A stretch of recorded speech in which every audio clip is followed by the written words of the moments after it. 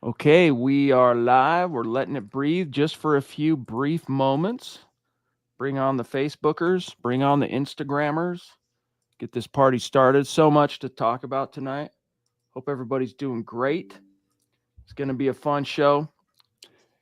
Welcome in, everybody. It is the Mile High Huddle podcast. I'm your host, Chad Jensen, and back with me in the hizzy, you know him, you love him, my fellow football priest, Zack Kelberman. Zack, big dog, the Broncos. We were informed today we got to work on Christmas. How do you feel about the Broncos going on the road, Arrowhead, Week 17, Christmas night, but Christmas Day? So not to be confused with Christmas Eve, but it is Christmas and it is the night. Thursday night football, your gut reaction. Yeah, I mean, this is the byproduct. We were talking about it, Scott, you and I, before the pod. This is the byproduct of having a winning organization and the byproduct of having a really fascinating rivalry, which the Broncos have with Kansas City. And, it sucks that we got to work on Christmas in a sense, Chad, but it's also really exciting because Bo Nix should have beaten Mahomes and the Chiefs at Arrowhead last season if it wasn't for Alex Forsythe falling down. Now he gets to do it on Christmas. So you talk about the best Christmas present in the whole world. That'll be that night, Christmas night. It has the potential to be a very, very epic Christmas here. And I'm not trying to rain on anyone's parade here. And I'm going to touch wood as I say this, Zack. But the Broncos, this will be the fifth Christmas Day game that the Broncos have ever played. All four of the previous ones have been on the road. So that doesn't change. So this will be their fifth also on the road. They're 2-2 all time, Zack, on Christmas Day. What better time than Christmas to deliver finally the first win at Arrowhead Stadium since Peyton Manning was calling the signals Week 2, 2015, than this Christmas? Yeah, there was the Dontari Poe against Kansas City, that holiday nightmare. There was also the Nathaniel Hackett Rams blowout that necessitated his firing. I guess that was a good thing in hindsight, Chad, but that was Christmas Eve. So the taste is the bad taste is in our mouths from both of those events, and hopefully the Broncos will rewrite history a little bit this Christmas. Yeah, it shows here in the press release. The last one was that Hackett game, right? That bitter, ugly Hackett game where Baker Mayfield got a whole new contract from the Bucks or whatever based on that game. Previous one was also at Kansas City, 2016. So the year after the Super Bowl victory, we lost 33-10. But then previous to that was 04 at Tennessee, dominating win. That was the prime of the Jake Plummer era. And then 99, Zack, at Detroit, victory 17-7. So those are the total Christmas games. Sam Bam, what's up, bro? Great to see you. We also have a lot of roster moves to get into tonight. The Broncos made 8 roster moves today. But we're kicking it off with the Sam Bam. Much love and respect to you, big dog. He says, evening, Chad, Zack, Scott, and Broncos country. Looking forward to the schedule release on Wednesday. Broncos at KC, Christmas Day, exclamation point. Also heard good things about Zadeh Barron and RJ Harvey from Minicamp. Any other standouts? Go Broncos.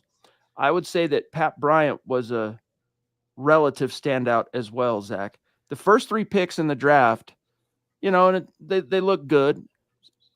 Pat Bryant even made a play or two over the rookie first rounder, so encouraging, right? Yeah, Caleb Lohner.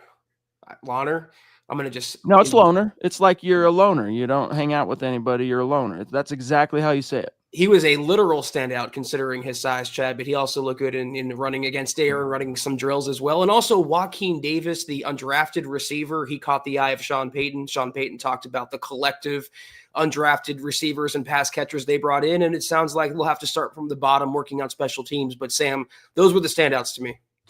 We also have the Papa Bear, David McElrath, checking in with a generous super chat. Thank you, big dog. Much love and respect to you. He says, good evening, Broncos country, Chad, Zack, and Deacon Scott. Hashtag 13-4. Let's go, Bo. MHH for life, Broncos for life, Buckham times 3. God bless the USA. Is it possible to get a Christmas gift from the Broncos? Yes, it's possible. I mean, dude, think about this. What was it, Zack? 4-minute offense. You're down 16-14.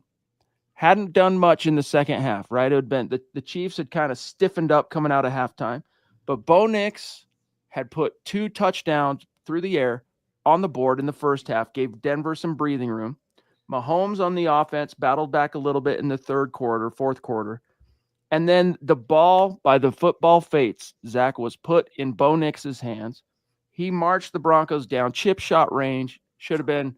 I mean, I was actually just talking about this yesterday at that Mother's Day family party I was talking about yesterday evening in the last episode, being in like a fugue state for like 30 minutes after that block kick, like just utterly apoplectic, like stunned, like didn't even know. My brain was going, was that real? Are you like tripping?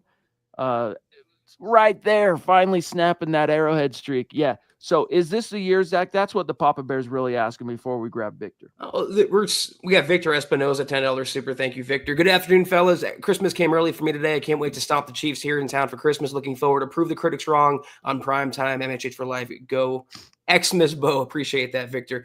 Chad, there's been so many heartbreaking losses to the Chiefs in recent memory. Dontari Poe was a 2016 game, the 400-pound defensive tackle throwing a touchdown. You had the Case Keenum game where the misconnection to Demaryius, RIP. Yeah. You had the Matt Moore game filling in for Mahomes, the backup quarterback. He willed the Chiefs to victory. And then you had the Alex Forsyth fall down. And I think that was the worst of the bunch because, like you mentioned, you had the rookie come into Arrowhead, outplay Mahomes indisputably, and he deserved to win that game. I'm not big on saying deserved or woulda, coulda, shoulda, because all that matters is, the black and whites. But Bo Nix deserved to win that game, and it's a shame that it goes as an L on his record. Yeah, utterly just still have a hard time believing it. And heads rolled, right?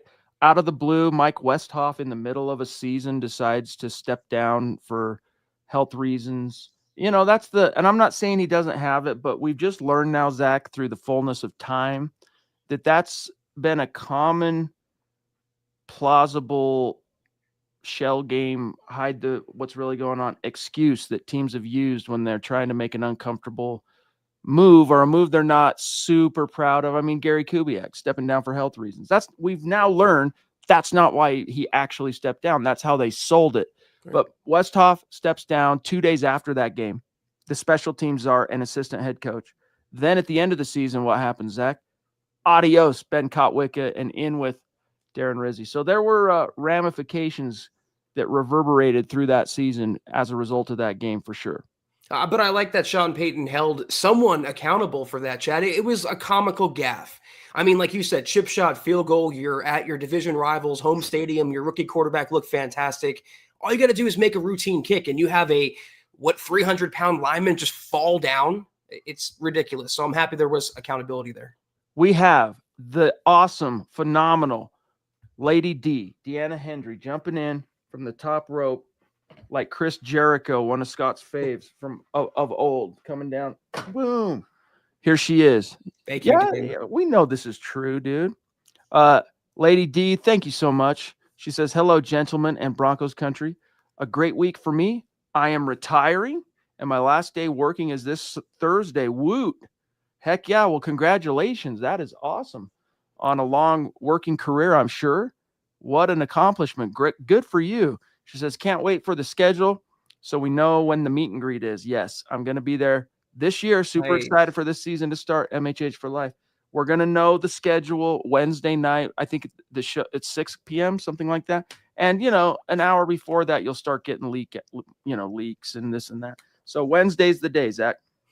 Deanna, selfishly, I'm more excited for you you're going to attend the meet and greet than you are retiring. I'm just joking. I'm very happy for you. We're both very happy for you. Congratulations. That's awesome. Thank you for immediately sharing the wealth and the graciousness with us. So we look forward to announcing the meet and greet and the schedule on Thursday's show, Chad. Absolutely. Absolutely. David Yunkin also jumping in. And again, Lady D, by the way, also missed you last night at the very end. You threw down a super right as we were signing off. And I want you to hear from me. Hope you had a great Mother's Day. Yeah. David Yunkin, what do you guys think about us playing the Eagles and Commanders back to back? So that's another rumor that has been floated, Zach. Nothing super confirmed, obviously, yet, but that the Broncos will be faced yet again from the NFL with a 2-game East Coast road trip against the Eagles and Commanders. What have you heard on that front? I have heard that rumor as well, though the only leaks that were, the Broncos confirmed the Kansas City game, but there's also the Jets game in London scheduled for week 6. That's the rumor going around right now. But if it did come out to be where they played Philly and Washington back to back, I mean, bring it on. There are two, opponents on the Broncos schedule. I happen to think, Chad, that the Eagles will take a minor step back this season. I don't know that Jaden can duplicate his rookie success. There's the curse of, the O'Roy Award as well that we've talked about in the past, but we'll see. Things change so much, David, in season. It's hard to project right now in May what it's going to look like. In the 21st century, only one quarterback. This is why it was kind of like I wasn't too tripping on the fact that Daniels was able to kind of really pull away from Bo in December on O'Roy, because you look at the names of quarterbacks who've won the Offensive Rookie of the Year. Ben Roethlisberger is the only guy that ever went on to really do anything super meaningful beyond their rookie contract.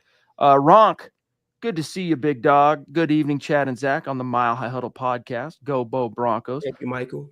It's not an MHH podcast until and unless we've heard from the Ronk. And guys, lots more to get to.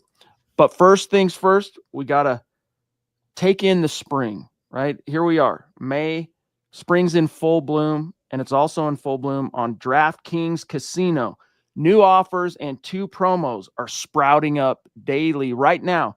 New players can play $5 on anything and get 350 casino spins instantly on a featured slot game. Download the DraftKings app, sign up with our code MileHighPod. Take that featured slot for a spin and explore thousands of others in the DraftKings game library. That's right. Check back daily to claim the hottest offers and promos on DraftKings Casino. And don't forget our code MileHighPod. The crown is yours. Gambling problem? Call 1-800-GAMBLER. In Connecticut, help is available for problem gambling. Call 888-789-7777 or visit ccpg.org. Please play responsibly. 21 plus, physically present in Michigan, New Jersey, Pennsylvania, West Virginia only. Void in Connecticut and Ontario. Eligibility restrictions apply. New customers only. Non-withdrawable casino spins valid for featured game only and expire in 168 hours. See terms at casino.draftkings.com/promos. Ends June 15th, 2025 at 11:59 p.m. Eastern. All right. And by the way, the Broncos have Caleb Lohner officially listed as 6'7", 250. So we heard 6'8". I've even seen some people say 6'9". Officially 6'7", 250. Actually 15 pounds lighter than Jimmy Graham. I would have guessed that Graham was lighter, but he weighed in. So actually 17. He weighed 267 at 6'7". Gene William, what's going on, bro? Good to see you. Back-to-back nights. What's up, boys? And he says, welcome back, Zach. Thank you, Gene. Appreciate that. Good to be back, and appreciate Chad, as always, for holding down the fort. Yes, indeed. We got to take care of Mom. That's the bottom line. Scott's bringing up the fact that Jimmy Graham's combine numbers were redonkulous. So that is a distinguishing factor. Taylor Christensen, what's going on, big dog? Great to see you. Thank you for the super chat. Says, hey, guys, an interesting Christmas Day matchup, but I'm starting to like the draft pick. I think he means like the draft class, including RJ. Also, who do you guys think will play week 1? My pick, KC. So Taylor's saying here, Zach, KC week 1, and then you go 16 weeks, second game, Christmas at Arrowhead. But what are your thoughts here on both questions? I do also like the rookie class. It's so tough. I'm thinking about it to really judge in rookie minicamp. Let's wait for, like Sean Payton said, let's wait for the Pats to go on in training camp. But in terms of who the Broncos play week 1, I've been on record. I mean, it's selfish and petty, but I want the Giants, if only because the Broncos can face Russell Wilson. But I wouldn't mind the Commanders, Chad. I wouldn't mind the Eagles. I really wouldn't mind anyone. Bring them on. I think the Broncos will be ready to go in the season opener. Well said. And dude, RJ, oh my goodness. We talked about it last night, Zach, but the new Quadzilla, could he be? I mean, those freaking thighs. This is no lie. It didn't matter how much I ate. I had one of those metabolisms where nothing stuck to my bones. I wore like a 28, 29 waist, Zach, till I was like 32 years old. Then finally, my domestication and what my wife was feeding me finally started to kind of stick to the ribs. But I imagine, dude, like, okay, That's how wrap it around your. That's how big this dude's quads are. Maybe even bigger. I'm not sure exactly, but it's ridiculous. And they'll grab Ralph. And yet people call him too small to succeed in the NFL or even to play in the NFL. It's another narrative, Chad, just like, Bo Nix has a weak arm, can't throw deep. RJ Harvey is going to dispel that narrative real quick. That's what Sean Payton say. We don't mind. Oh, I'll have to find it. Basically, we don't mind short back. I got to find the quote. I'll come back to it. Ralph Bracegirdle, awesome, in the house. I learned last night, Zach, I don't know if you knew this, that Ralph, Gene, William, and Jimmy Thielen are all in the same family. They're all related. And so last night they were hanging out and they were throwing down comments and stars. And I found that out last night. So really cool. They're keeping it in the fam. Yeah. Ralph says, it's awesome to see competition in rookie minicamp. I'll be excited for Bryant to go against Pat Surtain and Barron against Marvin Mims. Oh, yeah. It's going to be, I think for Bryant, maybe a little bit of a welcome to the NFL moment when he does have to go against PS2. And same for Barron, because Mims can rip, dude. That dude's got some twitch and some pop and some explosion.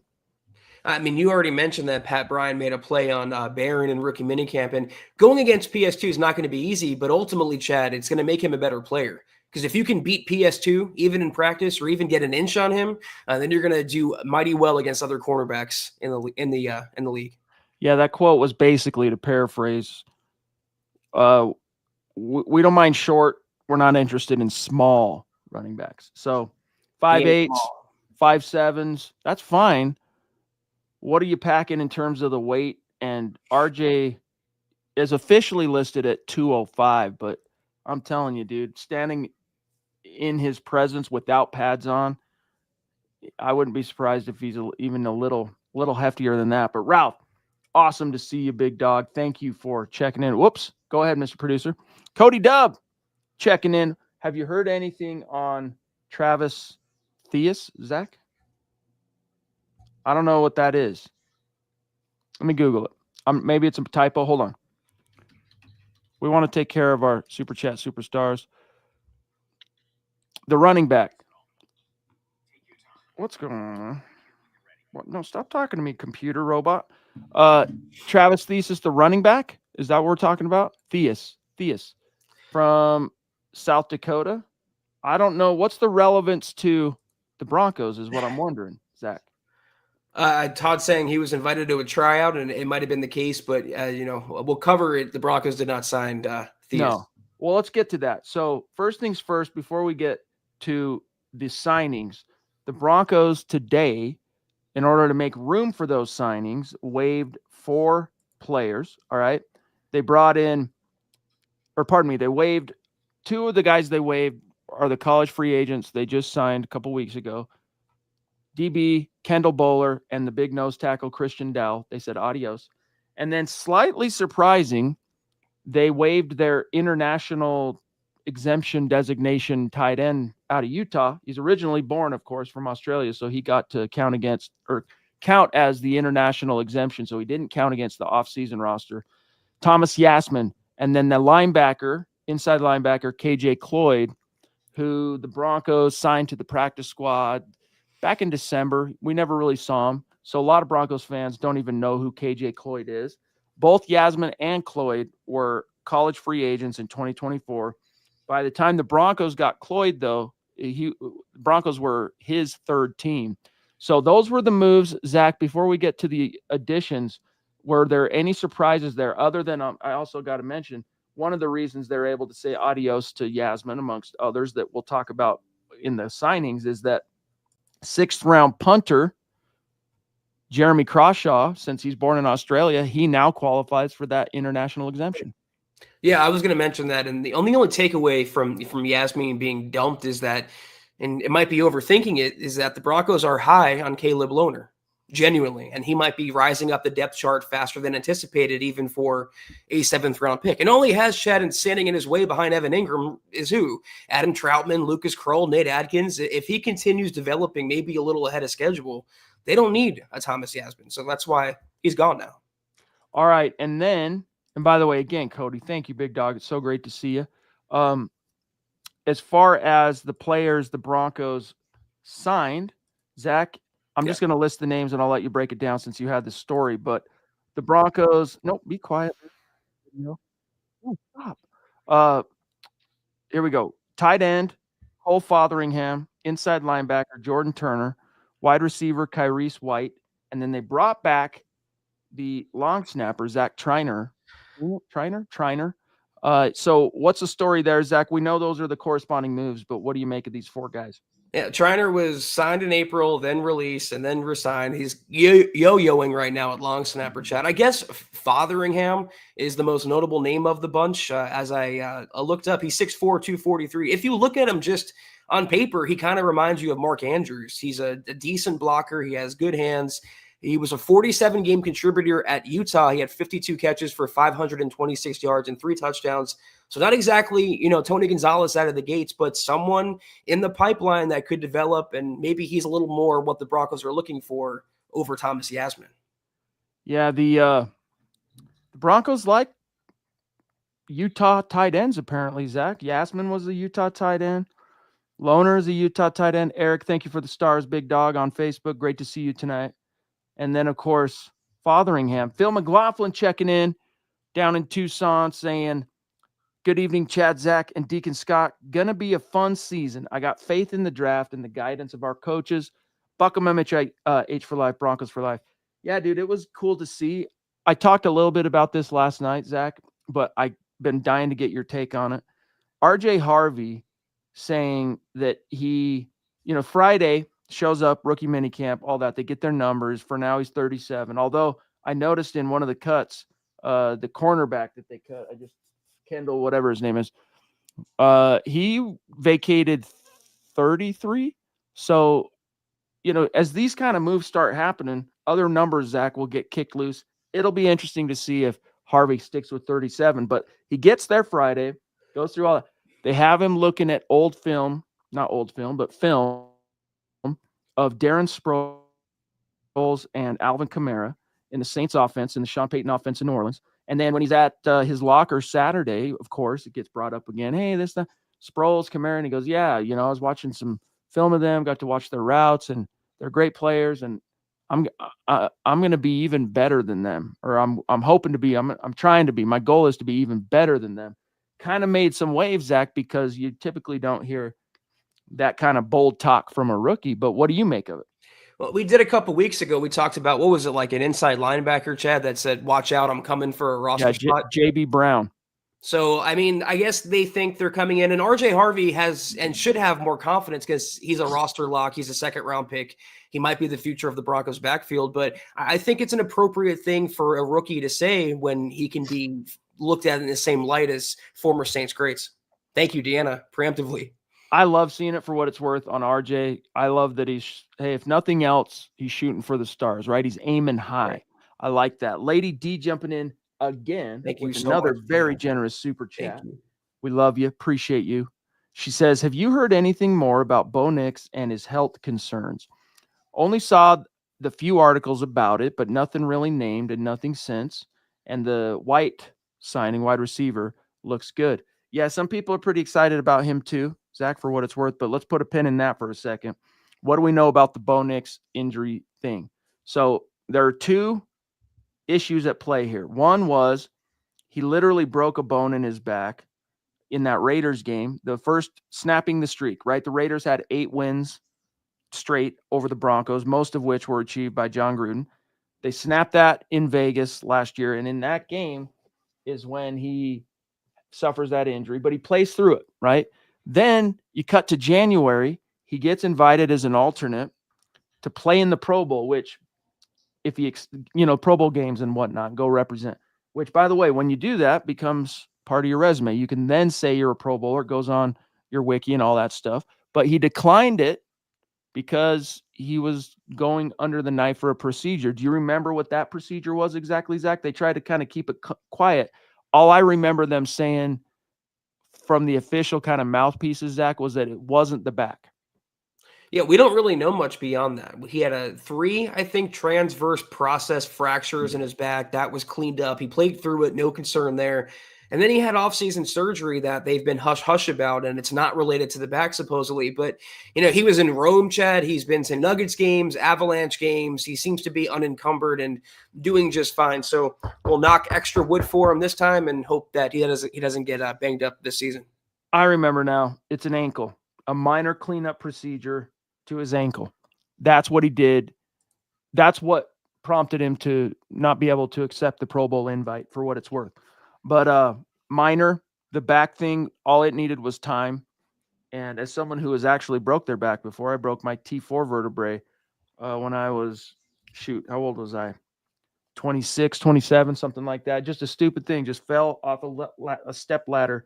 Like imagine you're just standing and then you just drop to your butt from the, however far your butt is from the ground. That happened and it was like a slinky up my spine. So my spine just went and it felt like someone kicked me right between the shoulder blades, like almost, but not quite. Like you got the wind knocked out of you.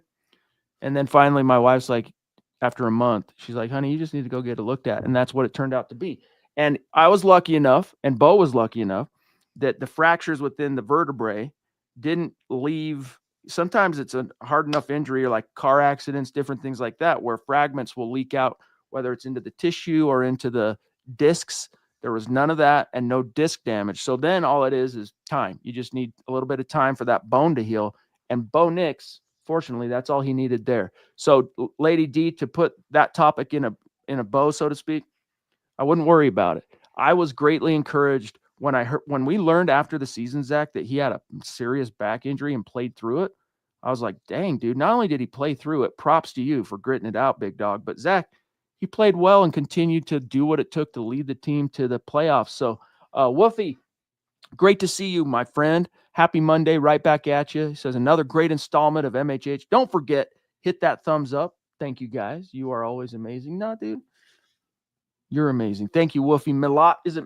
Hold on, I got to get the emphasis right on these syllables. Is it Mellet? Is it Malat? You got to tell us. 1 or 2. Mellet is 1. Malat is 2. Hit us in the comments. But Zach, I'm really not too worried about Bo Nix's health outlook. I'm really not. I was going to say, not only did he play well, it seemed like he got much better, significantly better as a passer as the season went on after the injury. He had some deep balls, too, that people said couldn't be done. Look at the Buffalo game. He uncorked that long touchdown to Troy Franklin. So he's a really tough quarterback. He's built, well for a Sean Payton offense. Physically, he's built well. Psychologically, emotionally, rap well. I'm not worried about Bo, but we'll continue knocking wood. Well, and you think about, if you guys recall, during the season, after that Raiders game, we didn't know something. I mean, we saw him wince that one shot, Zach, of what's his name? Crosby. The Crosby. Pushing him after he'd thrown the pass, and then he kind of winces and kind of grabs at his lower back. We just thought, oh, okay, he tweaked something. But in the aftermath of that game, we were not complaining, but we're going, what's going on? All this like badass rushing threat that Bo Nix. I mean, if you look at his total production on the ground, basically 400 yards, Zach, and 4 touchdowns, right? Not counting the reception touchdown in Baltimore, which also was relatively early in the season. But most of that rushing production actually happened September, October. Not a lot of it in November, December. Now we know why. But we were then going, what happened? Sean Payton was like the cat that got the canary in New Orleans, running all these Bo Nix rushing plays, and no one saw it coming, and they dominated the Saints. And then we saw more and more of that up until now we know the Raiders game. So what's exciting is it's kind of a two-edged sword. It's exciting in knowing that aspect of his game will be freed up again. Peyton won't be so nervous about exposing him. But the other side of that is that, well, how much do you really want him running around knowing that something like that has already happened just in his first year with the back? I also think that no matter what Sean Payton can tell him, Bo Nix is such a gamer, Chad. He has such passion for football that he's going to go and try to get the extra yard. He's going to extend. He's going to sacrifice his body. Look at the jump ball touchdown he caught against Baltimore. He boxed out the defensive back. That was a physical play that your rookie quarterback made. I'm not worried about Bo. Here's what I love about Bo Nix amongst many things. And to me, it's like the hallmark. So there's those 2 shots of him being like, intense kind of crazy eye bow. One when he's in the face of Crosby, the other one when he's in the face of his head coach Sean Payton, and it's those eyes. Right? There's like, whoa, that dude's like not there right now. He kind of lost it. Bugmeister, what's up, big dog? But I love the intensity is what I'm getting at. Bugmeister, what's up, big dogs? Coming out to Denver this weekend for the Bo Nix camp. Super excited. Had to drop in, show my love. Dude, have a blast. I bet that's going to be a lot of fun and a great experience. So congrats on that. And safe travels. Safe travels making it out, bro. Yeah, enjoy that. We hope to see you at the meet and greet later this fall. But regardless, let us know how the camp looks after this weekend. Yeah, give us the inside skinny. scoop when you get back, big dog. Real quick, shouts to Glenn down in Australia saying good morning. Broncos to give out bulk sacks to the Chiefs for Christmas. Let's hope, brother. And I like that. Hashtag Merry Sackmas Mahomes. Yeah, we'll serve him up. I just hope he wakes up that morning with a lump of coal and it's a harbinger of what is to come on Christmas. Phil McLaughlin, guys, how many comp picks do we have now? I heard we lost one from Williams. Is our cap space enough that we could sign a veteran back? Yes. There's enough cap space. I'm trying to remember the last article. I think I'm the one that wrote it up. But the Broncos basically, with all the outgoing and incoming, have, I believe it was 2. Hold on. Let me just do a scroll real quick. I'm the one that wrote this last one. I got to remember if it's 2 sevenths. I think it's 2 sevenths, but I want to be sure in 2026. So this is from Lance Zierlein of NFL.com. They're in line for 2 7th-round comp picks. Here's how the arithmetic shakes out. Broncos lost 2 starters and a specialist in Javonte Williams, Cody Barton, Riley Dixon. Also, even though it doesn't count in the comp equation, you lose Zach Wilson. Meanwhile, Broncos signed safety Talanoa Hufanga, Dre Greenlaw, Evan Ingram. So you go through the incoming, outgoing, what qualifies as top losses or gains, all that stuff. Bottom line, Zach, a pair of 2026 7th-round comp picks, which can now be traded, by the way. They used to be sacrosanct, off limits, like you just had to pick. You know, Justin Simmons, for example, was a 3rd-round comp pick back in the day in 2016, and they couldn't be traded. They can now be traded. So who knows? They could either make those picks next year, Zach, or parlay them into other packages, move around. We don't know. You know, George Payton's going to use those to trade up, Chad. It's what he loves doing. And we have to trust him because he always makes chicken salad out of those picks. But in terms of signing a running back, I don't see the Broncos doing it. I don't see them going to that older well when you didn't double dip in the draft. And I thought that was eye-opening, Chad. They took RJ Harvey, but they are legitimately comfortable and confident in the incumbents. And Jaleel McLaughlin, Tyler Bidet, Audric Estime, Blake Watson. They want to see what they can do in conjunction with RJ Harvey. They might not need more than that, Chad, in the Sean Payton offense. Agreed. Here's where the Broncos are at in terms of the cap. This is from Bob Morris at milehighhuddle.com. The Broncos entered the 2025 draft with $16.5 million in cap space, and they'll need to budget $3.9 million to their class. So just let's call it $4 million. So that leaves them, Zach, with plenty of Evan Mathis money, 12.6-ish million in cap space once the rookie class thing is fully accounted for. So, yeah, I mean, you're not going out there and overly splurging on it. You don't need to. A guy like a Nick Chubb, but I don't know who else is out there really beyond him at this stage in the offseason. But that's why if you're the Broncos and you might want to add that additional veteran for a little bit of a fail-safe, people are still making a big deal about no one on this roster can pass protect. And they're not really listening to what Sean Payton is saying. Like, he kind of went into it a lot on Saturday, Zach, about the whole way, you know, how, I mean, you think about the big 3rd down guys in New Orleans that like Kamara and Sproles we were talking about earlier, they were not often asked to stay in and block. They were going out, they're running their routes, they're doing their thing. So, but still, if that's something that is a concern of the Broncos, or they just want that veteran presence, maybe you wait till you're a little deeper, Zach, into the summer and training camp kicks out, you know, roster cuts, cap casualties, all that kind of stuff. You don't need to go out and try and settle for Nick Chubb. If I'm trying to base it on the best that's currently available relative to what the Broncos need, it's Nick Chubb. But you don't need to get Nick Chubb now. You can wait, Zach. Nick Chubb, Dobbins is out there, I think, still, Chad, but there's a reason why they're available. These are older, injury-prone running backs, and it's the one position I think that Sean Payton would demand reliability from. And again, there's not much of a ceiling. You don't really know what you have as a ceiling in the Estimes, the McLaughlins, the Bidets.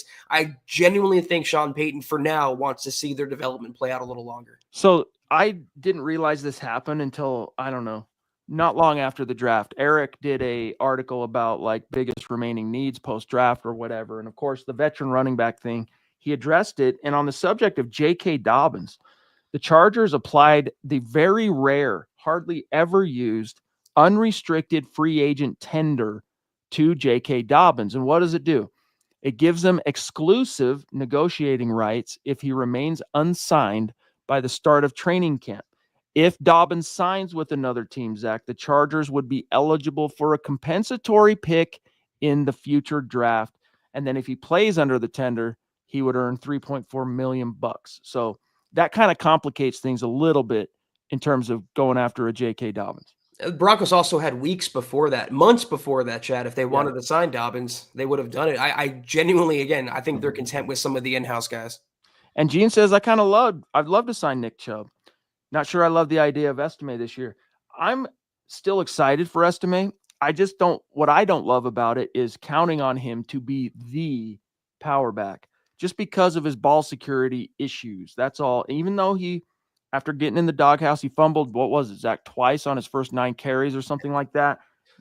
But once he emerged from the doghouse, didn't fumble again. And he got a lot more reps after that as well. It's just, I don't know. I like Nick Chubb too. If you look at his career averages before the injury, they are ridiculous, averaging north of 5 yards per carry. But there is, unfortunately, Gene, the bitter, unflinching reality that he averaged over 2 yards under his career yards per carry last year in his first real action back from that, Zach, brutal knee injury. So there's a really good chance that, that ship sailed. You can't put the toothpaste back in the tube. I mean, we kind of learned a little bit about that, Zach, from Javonte Williams, even though George Paton said he still doesn't think he's fully healed yet. I was just thinking that, yeah. I mean, you had a less decorated version of Nick Chubb, a running back who was once good, had a devastating knee injury, and is not that effective anymore. And Javonte, if the Broncos wanted him or Chubb, they would have signed Javonte or Nick Chubb by now. I think they want to go a little younger and less injury prone. I'm still just kind of going, wow, Lady D gets to retire on Thursday. What, 25, 30 years of working probably. Like, that's such an enormous accomplishment. So stoked for you, Lady D. Awesome. William James Baker jumping in to say good morning, Broncos country. Xmas against the Chiefs. Merry Xmas, Broncos country. Now, if we could play in London against the Jets, that'd be the best gift for me to watch because that's where he's at. Also, running back trade. Still see Kenneth Walker the third at Seattle. Much love, guys, and everyone. Hashtag let's go. Yeah, I've honestly, Zach, I know the Broncos were hoping for the Germany game or whatever. I could not care less about where it's played. It's that you're going across the pond, all that rigmarole, the travel, the jet lag, all that stuff. Like, I'm not a huge fan of the whole idea of the NFL going to Europe and all that. I'm not saying there shouldn't be some presence, but like having West Coast teams go out there, I just don't love it, dude. And it's not ever really been that great for the Broncos when they have played abroad, specifically in Europe. So to me, it's 6s, Zach. One of the highlights of the Russell Wilson era was the Jaguars game in London, though, Chad. So at least, we have that going for us. And I think, William, you're going to get your wish. That's the scuttlebutt right now. Week 6, Broncos at Jets or versus Jets in England. Jolly old England in London. So should be an exciting matchup. In terms of Kenneth Walker, the Seattle running back, if there's a Seahawks back that I would want to trade for, which they won't, it would be his backup, Zach Charbonnet, who's a good pass protector and is really a little mini joker there. Kenneth Walker, for as good and impressive as he looks when he's healthy, he so rarely stays healthy. And as I mentioned before, I don't think the Broncos want to go for an injury-prone running back who you would need to surrender capital for and pay a second contract to. $3.4 million if you want JK to match what the Chargers have tendered him at. So You know what I remember about that Jaguars game besides the push-ups or whatever and High the knees. the high knees in the back of the plane and all those tropes that emerged was the Broncos went into that game on a 4-game losing streak, if you remember, and they snapped it. It was something like 2016 or 21-17 or something like that. But I don't know. I'm still kind of scarred from this is way back. I don't even remember what year this was. It might have been the beginning of the Josh McDaniels era, but I remember the Broncos playing the Niners across the pond, and it was just brutal, brutal. I don't get it. I'm not a huge fan of it. And that's not because I don't love the Broncos fans and Broncos country that's elsewhere. They deserve to get some games too. So I guess I'm sounding a little like maybe uninclusive in that regard. But I'm just talking, Zach, from a competitive advantage or disadvantage perspective. I can see why you would have New England, the New York teams, any of the Eastern Seaboard teams playing across the pond. It's just tough to ask the teams, let's just say west of the Mississippi, to do that. Yeah, a team from the Midwest and a team from the Rocky Mountain area. But that's the NFL, Chad. If they can turn a buck, they're going to try to do it. No doubt. Okay, we're doing pretty good at 40. Oh, this is what? Hold on. Mike says, my mom is full German. That's cool, dude. So you were probably pulling for that, right? For the Broncos to play abroad in Germany, in Deutschland. Do you know some Deutsch? I'm just curious, Ronk, because I took a semester of it in 8th grade. So I remember the swear words and like 5 other things. But that's cool to know. Zach, what do you make of Lil Jordan Humphrey? 2 months after he gets signed by the Giants, they cut him. Then they re-sign him like 3 days later. What did you make of that fiasco? I'm just happy there's no chance now he can come back to Denver. Sean Payton can't sink his mitts into him again, Chad. Good luck to him. Hope he succeeds out there in the Big Apple. Okay, guys, 2-minute warning on any burning questions, topics, supers, get them in the chat. This is something interesting that Mr. Producer dug up for us. We continuously hear, and including from Sean Payton. I mean, Sean Payton is the biggest culprit on the whole Lohner Graham comparison thing. But how close are they, right, in terms of measurements? Like Jimmy Graham, he actually did get an invite to perform at the combine. Look at his results. He ends up with a relative athletic score, Zach, of 9.77, which is ridiculous. But Caleb Lohner, by the way, not exactly chopped liver in terms of his testing results. I mean, similar height. In fact, Lohner's got a few millimeters or whatever on Jimmy Graham weight. So when they were working out, they were only separated, Zach, by 4 pounds in terms of weight. He's stronger. Lohner threw up 19 reps on the bench to Graham's 15. The 40 time, though, Jimmy had him by more than, a full 1/10 of a second. 4.56 to Lohner's 4.69. The 10-yard split was significantly better by Graham. Let's see, the vertical, both of them are pretty good for their position, but Jimmy Graham's, a little bit higher, 9.8 versus 9.42, or pardon me, 38.50, Zach, 38.5 versus 37, and so on and so forth. Are they the same player? Well, this is great, though. The Broncos have the next Michael Thomas and Pat Bryant, the next Alvin Kamara and RJ Harvey, and the next Jimmy Graham and Caleb Lohner. But the reality is, Chad, they might not reach those ceilings. Those were all tremendous players, and they're their own player. And that's what Pat Bryant said with the Michael Thomas comparisons. He goes, I want to be the next Pat Bryant or whatever, the first Pat Bryant. He doesn't want to be known as a Michael Thomas clone. But in Lohner's case, if he can be anywhere near what Jimmy Graham was as an NFL tight end, the Broncos are going to be just flush with weapons on offense. Think about, Chad, what Bo Nix had to struggle through as a rookie. He put up 10 wins, playoff appearance, throwing to Adam Troutman, Lucas Krull, Nate Atkins. These aren't serious NFL tight ends. These aren't feared NFL tight ends. Jimmy Graham was, though. So that's what I'm saying. If you have a 6'7" guy out there who runs a 4.69, a sub 4.7, who can be a dominant, animal in the red zone, that's pretty exciting to think about, adding into Marvin Mims, Cortland Sutton, Troy Franklin, Pat Bryant, RJ Harvey, etc. I mean, it's crazy. There's obviously not a lot of tape for fans to go try and find Caleb Lohner at Utah. But what does exist, you can see that massive frame. on one hand, you go, okay, well, yeah, he's 6'7", 250 pounds. Yeah, that's a nice little frame to box out defenders. Duh. But can you do it? Not only that, and then do you have the athleticism and the body control and all that stuff, which he has as well.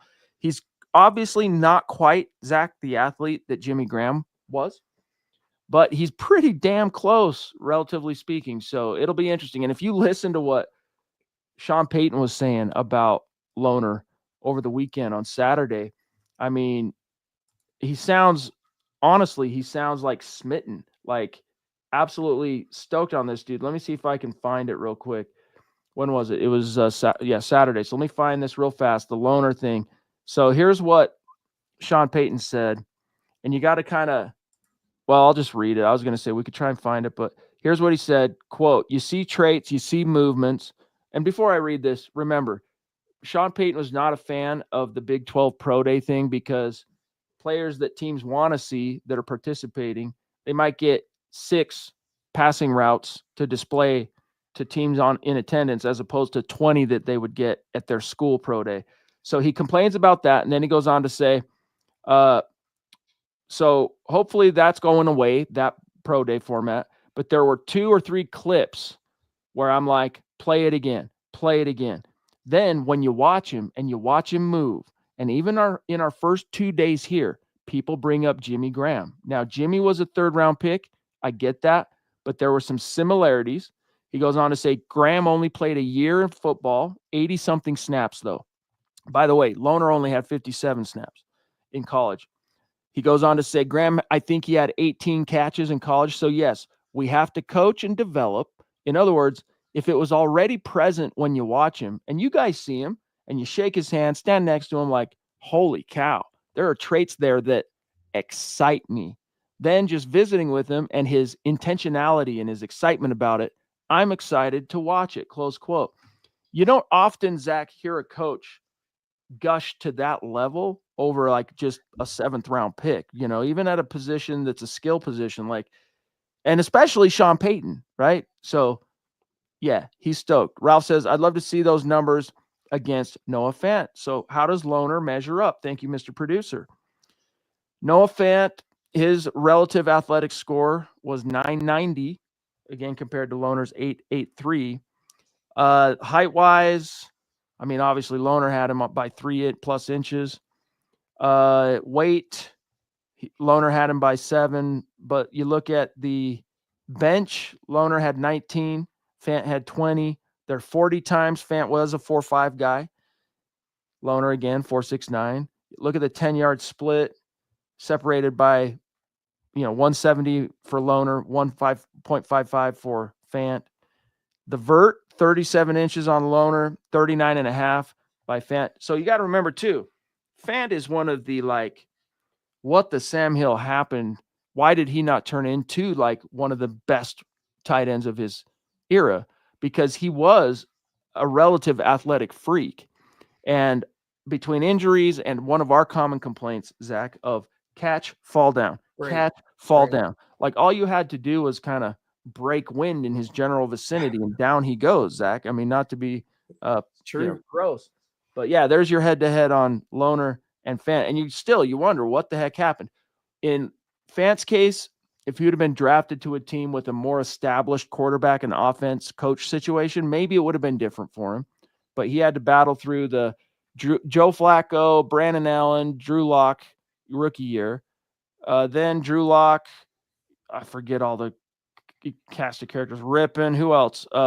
Jeff Driscoll of 2020 and so on and so forth before he got dealt away. So, it's one of those situations. I don't lose sleep over it, but Zach, I do wonder what could have happened for a player as talented as Fant was coming out if he landed in maybe a little bit more established situation. That's why you can't lean on just the numbers, though, as your end-all, be-all, or just these stats or whatever, Chad. Because like you mentioned, for as good as Noah Fant looked on paper, for as dynamic as he looked coming out of college, what did he do when he caught the ball as a pro? Fell down after 3 yards. He wasn't dynamic. He wasn't exciting. He wasn't a game changer. And in hindsight, he wasn't worthy of a first-round draft pick. So you have to pick and choose carefully. And that's why I'm saying Caleb Lohner might not be Jimmy Graham, but he's probably going to be better than the Troutmans and the Nate Atkinsons of the world. And that's all we can ask for. The Ronk says, I was born in Landstuhl, Germany, and I've lived in Arizona since 1992. How cool is that, dude? That's really cool, man. Thanks for sharing. Gene William jumping in again to say, after Ingram, do you think it'll still be Troutman, basically as tight end too, Zach? Or do we love Lohner? I know it's too soon, but I do like Adam. I mean, the only thing to really like about Adam, in my opinion, let me rephrase that. The only thing I like about Adam Troutman particularly is that he is trusted by Sean Payton, and he can offer you plausible production as both a blocker and a receiver, but that receiving ability is very limited, and he's not exactly, Zach, a dominating blocker. So I don't know, man. Reading between the lines and hearing just how geeked up Sean Payton is about Lohner, I don't think he's going to be able to resist rolling him out there on some 2 tight end packages with Evan Ingram, even as a rookie. You probably won't see him really kind of come into his own until, if it all works out, right, until the post-Ingram era. But I'll be surprised, Zach, if we don't see Lohner this fall. That is provided he goes on to have at least an acceptable training camp and preseason and doesn't hit some obstacle or completely fall on his face and disappoint and end up getting cut. All I know is when Adam Troutman catches a touchdown, even he's surprised about it, Chad. When Caleb Lohner catches a touchdown, no one's surprised because that's literally all he did in 2024 for Utah. 4 catches, 4 touchdowns. Even had a 2-point conversion. True. Michael Ronquillo, great show tonight. Chad and Zach on the Mile High Huddle podcast. Go Bo Broncos. Thank you, buddy. Hey, and by the way, shout out to Josh on Facebook. Hey, guys, love listening to you guys. Well, thank you, buddy. We appreciate you being with us. We got a few messages for you, then we're out of here. Tremendous episode, as always, of the Mile High Huddle podcast. If you're not doing so, please follow us on X at the MHH Pod. You can follow the main account on X at Mile High Huddle. Chad at Chad and Jensen, myself at Kelberman NFL, and Scott, our producer, at Scout Kennedy. If you guys want some merch like we're rocking each and every single podcast, check out mhhmerch.com. Get you some. If you haven't done so yet, please drop us a like at facebook.com/Mile High Huddle Pod. You can find us on Instagram at mile_high_huddle.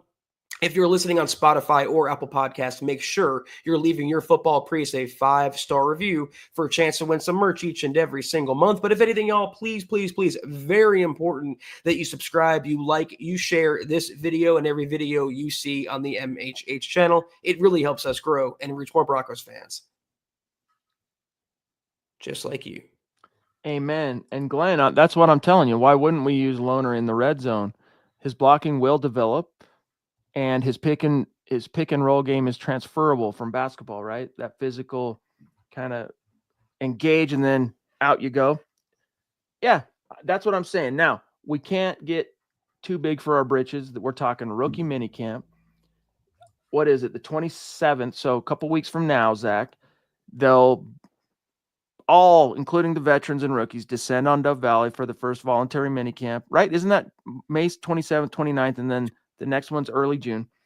So, we got to start seeing them, how they look in those situations. And even Peyton, hey, man, let's not get too carried away till they put pads on. We know this.